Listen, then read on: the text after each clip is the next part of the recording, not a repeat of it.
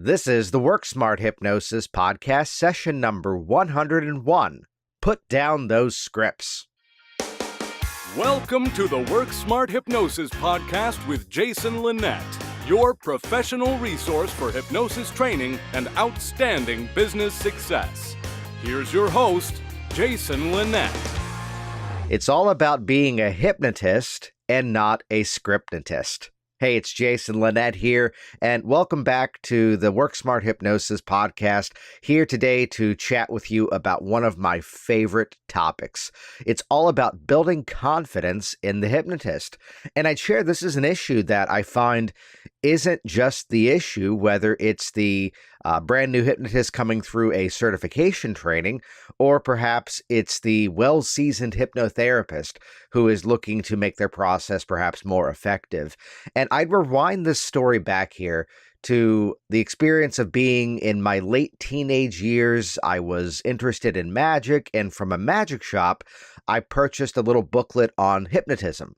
And I really wish I at least had the book, or at least remember the name of it, because it really did include the phrase, memorize these words, that ought to work. And again, I really wish I had that just for the historical reference. So you go to this scenario where here's the hypnotist and they're in the session with a client.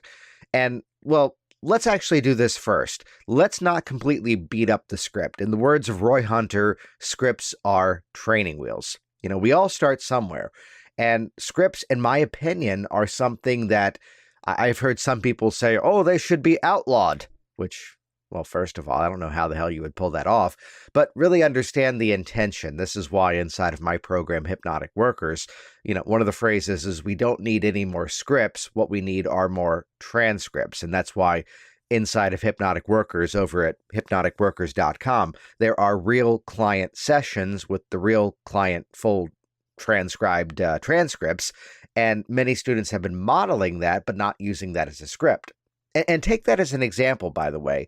This is how scripts ought to be used: to study them and to play the game in your mindset, to play the game in your mind as if this is just a marker in time of what one specific practitioner did with one specific client in one specific session, rather than these are the words that I ought to say. So it's where the comedian may have the memorized chunk. A comedian may often do something called crowd work, where they open up and they're talking to the audience and, hey, sir, what do you do for a living? And this one says he's a lawyer. And suddenly it looks like they're the most genius improvisational comedian. And yet that might be the same 4 or 5 minutes they typically do if there's a lawyer in the audience. Or here's the banker, and here's the jokes for that. Here's the teacher, here's the jokes for that, and so on. So to recognize that a script is sort of a historical marker, I would share that was a mindset that I used, which is how here are these little blips. Here are these little humps, as the comedian would call it. Here are these little routines that I could call upon when I land upon a scenario that I've been with before. You're in my office quitting smoking, you're wonderfully motivated, and the timing is that you're here because your wife is pregnant. Okay, yeah, I got 6 minutes on that. So it's the mindset of looking at the process, let's call it being modular, that you're able to pull out these modular components. That being said, the intention behind this is I've got a class that's currently going on, and I have a student who is struggling a little bit. And understand, I will say this from the most helping place possible. I feel they're struggling because of an expectation that we've made it very clear is not the expectation. Because here we can be inside of a demonstration, and, I'm up there doing my demo, and I'm not holding any paper.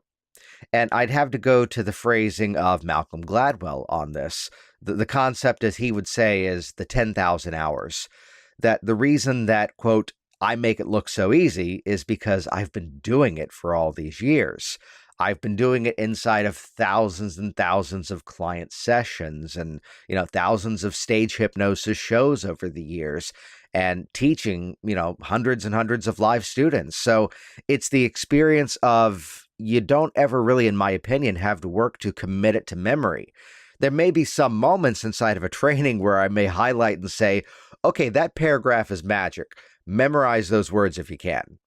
I'd point to, and I'd credit Sean Michael Andrews for this statement that he made, and it's one that I've definitely found to be true. Because as hypnotists, we feel that need to play with our process, to continuously refine and experiment and improve upon. And back to one of the trainings I first did with him, I heard him say, in the Dave Ellman induction, if my client isn't losing the numbers, that becomes a moment where I pull up my script and I read the original, and then it starts working again. And there are moments where I've definitely found that to be the case in that scenario or even others. So the script to be the refined down example. So what I've done here in session 101 is I've put together just a brief bullet point list of 5 strategies to help you to put down those scripts. So with that in mind, let's jump right in. This is session number 101. Put down those scripts. Here we go. Here are 5 specific strategies to build the confidence, to build the skills, and to build the techniques to help you to put down those scripts. And let's jump in with number 1, a wonderful header here. Listen to your client. Yes, that's right. Listen to your client. It's in my honest opinion that as you do a thorough intake interview process, it is impossible to rely upon just reading a hypnotic script. The reason is that as you do a thorough intake interview process, you're going to get all the content that you need to properly address your client's goals. So the beautiful thing of this is it brings in the model of what we call it inside of NLP, the meta model.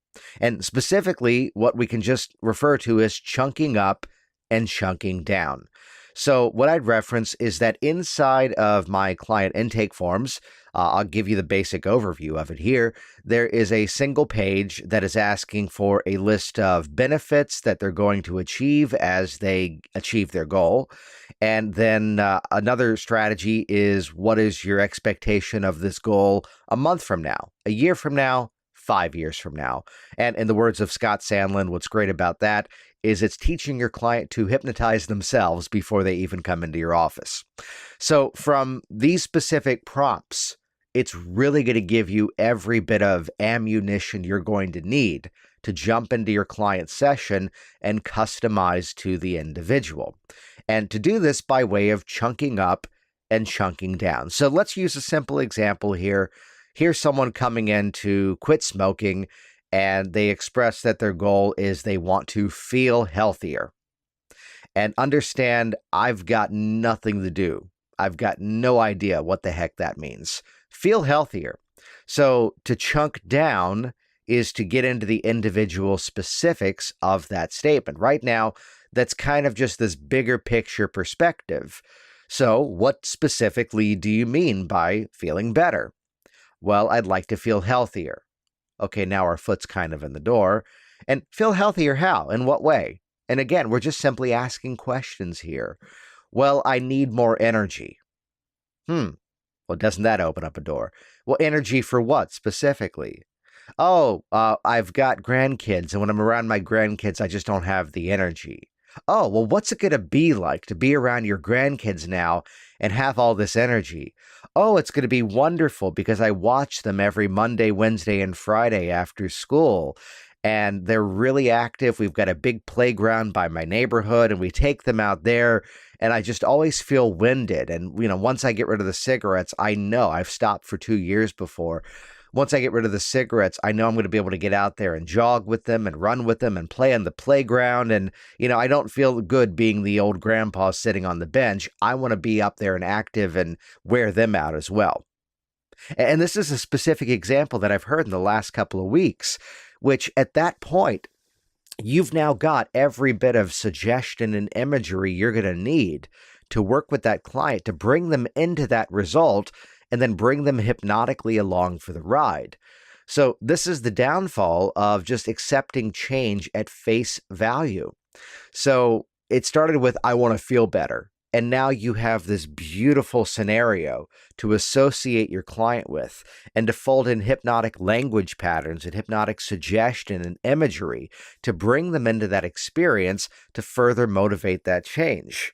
Let's do one for public speaking. Here's the scenario where the client says, speak confidently, and I'd see that very frequently on my office forms. And again, chunking up and chunking down. Let's do both on this one. So an example of chunking down, well, speak confidently in what scenarios? Well, at work, we do these roundtable meetings to discuss our progress. And at the meeting, I always feel nervous and I end up blushing and I feel uncomfortable. Okay, well, how would you rather feel? And again, it's of the firm opinion here that you can't really work on the negative. Well, you can try, but to work on what they want more of is always going to be more beneficial. Well, I want to feel confident. And now we can follow up. Well, let me ask you this. This may seem out of nowhere, but what's a time, even outside of public speaking, where you felt confident? Oh, well, I used to play a lot of sports and I was really a star athlete in high school. And now we're getting them associating into a previous experience where they really felt that confidence. And now this opens the door for drawing out resources, for drawing out strategies, to copy and paste, to click and drag, to model their own success. Let's do an example here, though, of chunking up. So they say they want to speak confidently. And the easiest strategy to chunk up off of a prompt is, as you speak confidently, what's that going to give you? And I did this with this specific client recently. Well, I'm going to feel better as I speak confidently, which again, I don't really have anything to work off of on that one. Well, then as you're feeling better and as you're speaking confidently, what's that going to give you? Well, I'm going to be noticed more at work. Doesn't that get the foot in the door somewhere else? Okay, great. And as you're being noticed more, what's that going to give you? Well, I've been in this job now for about 10 years and I really haven't moved forward at all.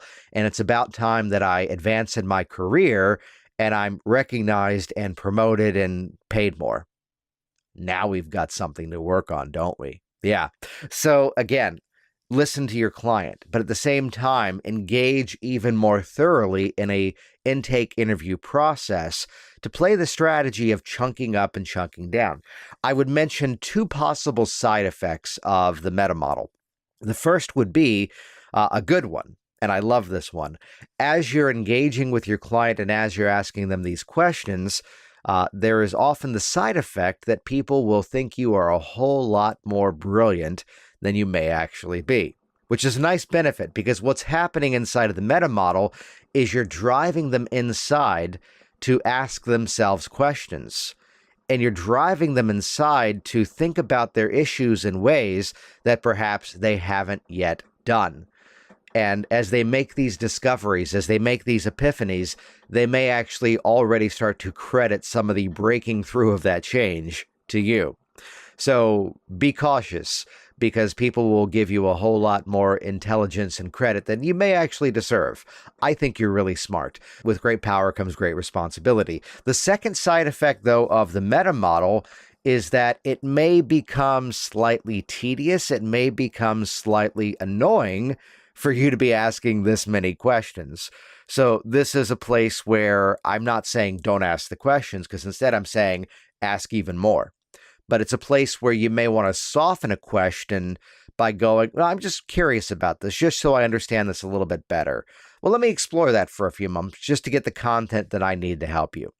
These types of phrases set the expectation, which, as a side note, this is exactly what I'm doing on my phone process as well. I book my clients by phone, and I'm engaging in some of this intake interview process on the phone to get the further information, which at the same time, it's going to show me the motivation of the client to better delve into that issue and see if they're even a match, on the phone.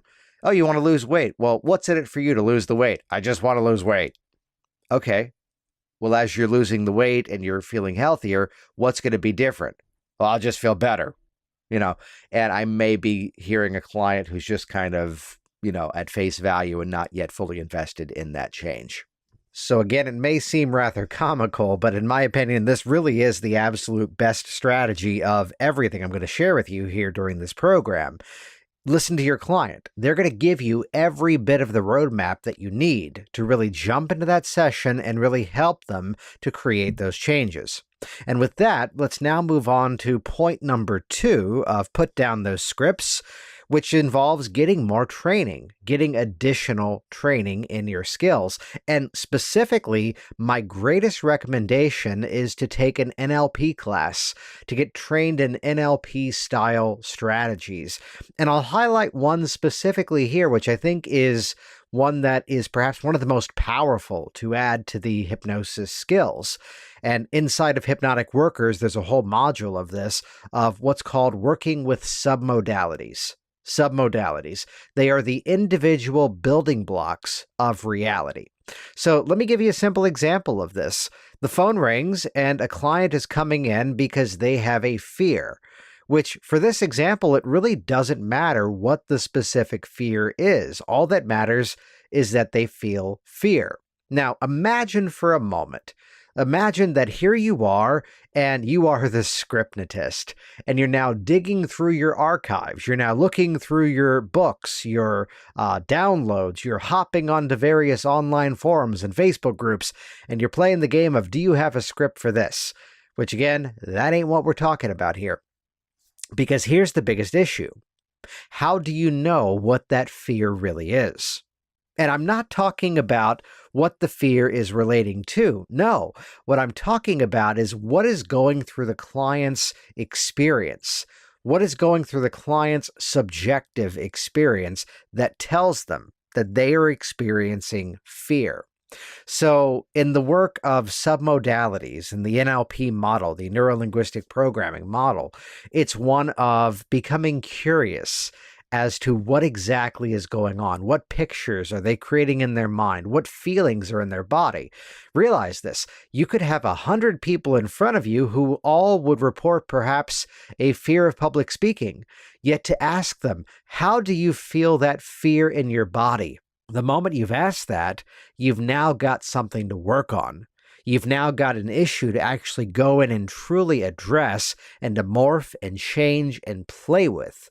And let me throw in an extra strategy here as well, which is to ask the question, what does that feel like? And the beauty of the question, what does that feel like, is that yes, sometimes you might get a very literal answer. Well, it feels like I'm afraid of this, which isn't exactly what you asked, but they are technically answering the question. But sometimes when you ask the question, what does that feel like? Your client gives you a gift. And the gift is that they answer you in metaphor. Oh, when I'm standing in front of a group of people, it feels like there's someone standing on my chest and I can barely breathe. Talk about a visual representation of that sensation, which at that point, to go into hypnosis and simply begin to unpack that metaphor, to dissolve that subjective experience away, that alone is going to start to chip away at that issue in such a beautiful way. So it's inside of the NLP model. It's all about getting into the inner workings of the client's mind. How are they experiencing that in their mind? What are the sounds that they're creating? What are the feelings that they're generating? And again, it's a place of jumping into that one specific strategy as one simple example. Other things as well. You're interacting with your client inside of that intake interview process. And if there are, quote, players involved in the story, if they're having to interact with certain people, you're going to start to pick up the submodalities in terms of where they are locating those individuals. If you're working with someone, here's a great example. I was working with a client. The issue was nighttime snacking. And whenever she would talk about the specific foods, in her subjective reality, you could just look at her and tell she was placing that off to the side, down to the left, which, yes, we can jump into the eye-accessing cues and start to try to unpack some sort of meaning for that.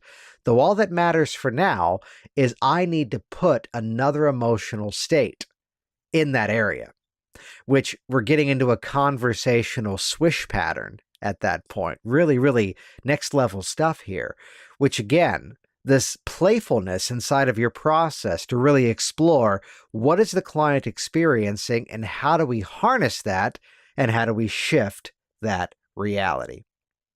So with that as well, let's move into strategy number 3 in terms of put down those scripts, which is to start to learn some process-oriented techniques. And this kind of fits into a lot of different categories. And what I mean by this, more specifically, are techniques that are universal for change. Techniques that are all about the context of the process of the change, and less specific in terms of the content. Now, I'll put a link to this in the show notes over at WorkSmart Hypnosis. You can actually see an example of this. There's a demonstration that I did about a week before I'm recording this program.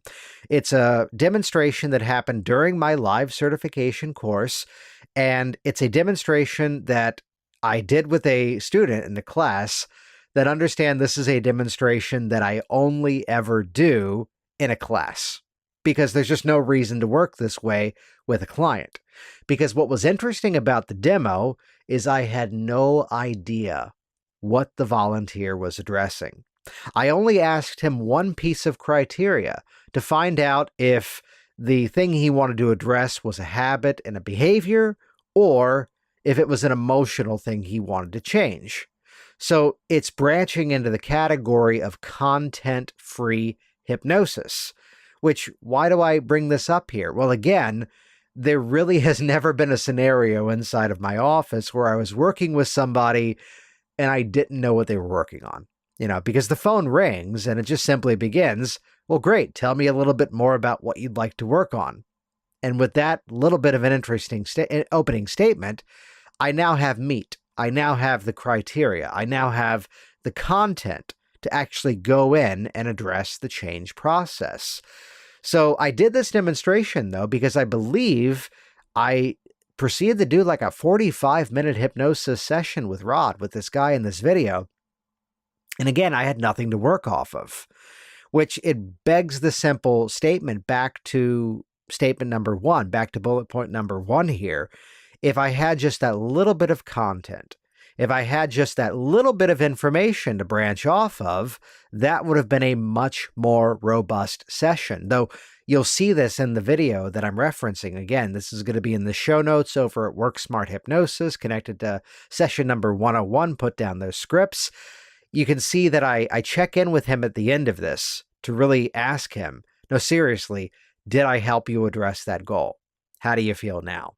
So by learning these process-oriented techniques, by learning these strategies that are all very specific to working without the specifics, what it does is it allows a greater flexibility. Now, let me highlight one little thing, though, here, which I think is critical, and it's to be aware of that one simple question that I asked this gentleman in this video, which again, you can go off and watch on the website, which would be that, is it a habit or a behavior, or is it something to do with an emotional issue? So the reason behind that is there's this popular, and this goes to everything. This is not one specific to one trainer. I mean, this goes back to Charles Dickens, and I'm sure even further beyond that as well.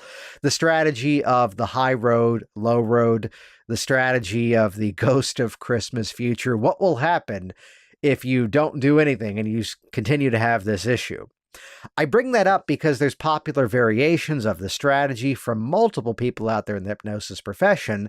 But I'll ask you this politely, why the hell would you bring a client to a place 5 years from now and dig them in deeper to that place where it's 5 years from now and you still have this fear of public speaking? Which brings in a Jason Linett principle of the world of hypnosis. Don't be a jerk. Yeah, because there are specific strategies that are not as universal as they're often positioned to be. So to recap so far, in terms of putting down those scripts, listen to your client, get some training in neurolinguistic programming, learn some process-oriented strategies, and let's continue this theme with point number 4, is to make use of advanced change strategies. Now, I will share a strongly held opinion, which understand I am not discounting these techniques. I'm really honestly taking the side of most people out there who train these techniques and actively make use of them. Because in terms of advanced change strategies, we can fold in we can fold in some of the NLP strategies into this. We can fold in age regression, which understand age regression is not just about finding the cause. Age regression is a category. And yes, one part of it is this find the cause, inform child, and rebuilding phase, but there's other ways to make use of regression, which again, to watch the video that I'm referring to inside of the show notes at WorkSmart Hypnosis, you'll see me do 3 positive regressions with this student and never once, quote, dragging him through the mud of the past. Let's not tarnish an entire category of work. We can also fold in various parts therapy style techniques as well, whether it's a 6-step reframe, whether it's the popular Charles Tebbett's Roy Hunter variation and core transformation, many others as well. The reason I give you the small disclaimer a little while ago is that I don't use these techniques with every single client. Because I just find them not to be always necessary. I'm not of the school of thought that would say that if you're not using age regression, you're not going to get permanent results. Because, well, no, all of these techniques work. And not every time do we need to use these advanced strategies. In fact, I'd often reference specific clients I've worked with over the years that, for whatever reason inside of the process, we stuck within the realm of suggestion and imagery, and it's now going on a dozen years, and they're still doing fantastic.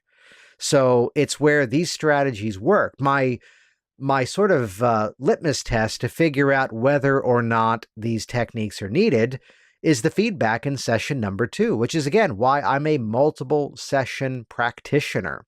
We start with, as Roy Hunter would say, a positive trance trip. And then from there, the feedback then tells me what techniques we need, when, where, and why. So, the classic example would be the person's in front of me for the second appointment for quitting smoking, and physically they've stopped, but there still have been some mental triggers, perhaps, on occasion that may pop up. And then based on those mental triggers, that's going to give me the roadmap of what to then begin to address based on the language that they use. You'll love the simplicity as to whether or not I do parts therapy. Very often it's as simple as the client says, it feels like part of me wants this and part of me wants that. And what's now happened? They've given me a hypnotic contract that is their model of the world. And that's appropriate to make use of. The real benefit, why I bring this up inside of this put down those scripts content here, is that, again, it builds a greater flexibility. And the beautiful thing is, I will give you my real opinion as to the strength of age regression. Because yes, the hypnoanalysis to find the cause and provide insight is valuable.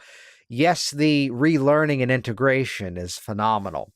In my true honest opinion, though, the real strength of age regression is when you get to that point, if you're following the informed child methodology, where there's that 5-year-old you, before you learn that fear, tell him what he needs to hear, is you're getting to this place where now the client is now doing direct suggestion hypnosis on themselves. And I honestly don't concern myself with how clever you think you are, or even so, I really don't care how clever you think I am, because whatever is going to be coming from your client in that moment is going to be magic. It's going to be exactly what they need. That beautiful place where you have the death and resurrection cycle playing out right there in front of you, and the client is doing the work for you. They're there providing the insight. They are there providing the relearning and the re-education to bring themselves out of that issue. To credit Tom Nicoli with a fantastic line, you've been waiting your whole life to have the last word on this issue. Allow yourself that moment now. How beautiful is that? So these advanced change strategies, anything basically that's involving interaction, I would designate as being an interactive advanced technique. So again, more learning, more education. And the cool thing about these strategies is you cannot script them out. Oh no, because it's always changing. It's always unique to the individual. You cannot do here's a double negative. You cannot do a non-client centered strategy technique without the client actually interacting and making the process part of it as well. So by widening your toolkit, you're going to find even greater strategies to really help that client. And by doing so, once again, put down those scripts. And here we go. Let's bring it on home with my favorite point, number 5, which is a little bit of a playful one, which would simply be to tell you to hide them. That's right. Hide them. It's a simple thing that if you always have that tool, you're always going to need it. If you convince yourself that that thing is absolutely necessary, you're not going to set that thing down. And let me tell you a story here by way of metaphor. For a while, I got into some endurance running, and I did several half marathons. And you go into a running store, and understand, of course, I am not a medical expert. I do not position myself as an expert on fitness. However, this is my anecdotal evidence, and I'll give you a reference to a book as well, which is fabulous if this is of interest to you. It'd be the experience. You go into a running store, you go to a running event, and before any half marathon, 5K, 10K, any of these events, there's often a big vendor expo that goes on with people selling running clothing and the 13.1 and the 26.2 magnets you can stick on the back of your car and all sorts of things of that nature. And what I'm specifically referring to here are those runner's gels. These high sugar runners packets, which I even at one point, as I was convinced these were necessary, I had bought a specific pair of running shorts that had these tiny pockets with elastic loops so I could gel up and refuel while I was running. And then I started to listen to some running podcasts, and I found a book by Mark Sisson, I think is his name. The name of the book is Primal Endurance, which just completely eviscerated this whole idea that you had to use these things. I have since, which basically what he was presenting was even the technology, the science of what people refer to as carb loading, that it might not be as necessary. And I may offend some, but let me credit, I believe this was Dr. Oz in a book that I read of his all about childbirth and nutrition for the mother, that we read these books as my wife was expecting her kids, that he keeps referring to, it's not eating for 2, it's eating for 1.1. And apparently, according to this Primal Endurance book, that if you are actually carb loading for an endurance race, really the quantity you need would be the equivalent of 1 extra serving of oatmeal the day before, as opposed to people going completely bonkers with this big pasta meal. That being said, there's also the trend now of, and you can understand why this one isn't as sexy as carb loading, but it's called fat loading, because fats provide energy just as much as carbs, and it's a matter of how you stack the system. Though really, if this is of interest to you, check out the book Primal Endurance. We'll link to it in the show notes, because basically he presents the cause that, well, if you just eat properly all the time and you train yourself appropriately, you really don't need it.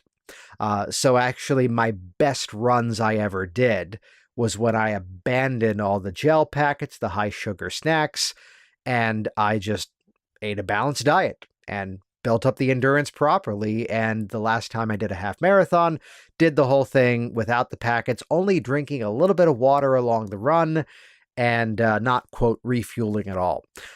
If you've been following my fitness journey, I'm now primarily doing a strength training thing.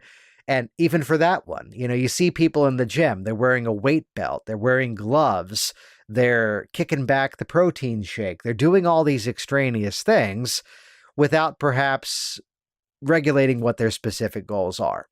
without perhaps figuring out if they don't need the straps to do that one specific exercise. So what I'm basically getting at here by way of metaphor is that if you build that dependence upon the scripts, well, folks, that's probably where you're going to stay. And it's a place where the story goes back a couple of years into my hypnosis career, and I wasn't dependent on the scripts, but I still had them nearby as a safety net. And some of you may have heard the story before about I had just moved into a new office, and suddenly there was this massively loud construction going on. And the owner of my space I was renting, the owner, was really great about this. So what they did was they provided me a temporary space. The whole executive office suite setup, they paid my rent to be a month at this alternate space while the building I had just paid for was being renovated. So it was really loud. We had jackhammers, air compressors, generators, and a couple of guys yelling at each other in several different languages, and I moved to another office. I pulled off that move in a matter of 2 hours. Because a friend of mine who had a truck and is very tall and strong picked up my recliner, stuck it in the back of his car, drove me 2 miles down the road, and I called the next client to say, hey, change of plans. I've just moved to a temporary space due to some construction. Meet me here. And I brought over my laptop. I brought over my sound machine, my white noise machine I like having in the hallway.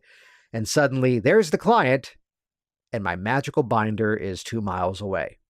I'm sorry you have to go home. You have to smoke the rest of your life. No, of course not. No. So sometimes you've got to put that thing away. You know, those of you that have got kids, there comes the time of weaning them off the breastfeeding, off the bottle, off of the diapers.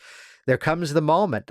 Both of our kids eventually pulled a pacifier out of their mouth and threw it across the room, so we never had to fight that battle. But there comes that moment where baby's got to take those steps and start to learn for yourself. So it's a experience that really, use that word experience. You've put in the hours, you've put in the experience, and then trust those skills. And it's where preparation, meeting with experience is going to result in a fantastic session. Which here, let me kind of tie things up with my own journey, which was that, again, I got out there and I did a lot of this. I saw a ton of clients. I did a lot of workshops. I attended a lot of meetups. I went to hypnosis conventions. To this day, I'm still buying products, books, video sets, watching things on YouTube, interacting with different events. I had the recent HypnoThoughts Live convention. I think I was one of the only few speakers who was teaching my own pre and post workshop that was actually attending a pre and post workshop. And several times as you're a listener to this program, you've heard the story of being at a convention, manning a table in the vendor room, and not being at my table because I'm there attending workshops as well. So the real advice is, as always, become ravenous for all of this. And all of these strategies, just to reiterate it all here quickly before we wrap up here. Step number 1, listen to your client. Point number 2, get some NLP style training inside of you. Point number 3, learn some process-oriented techniques. And again, you can look over at Work Smart Hypnosis and the show notes for this session. You can find that demo that I did. We'll stick that up on YouTube. We'll put that linked in the show notes as well.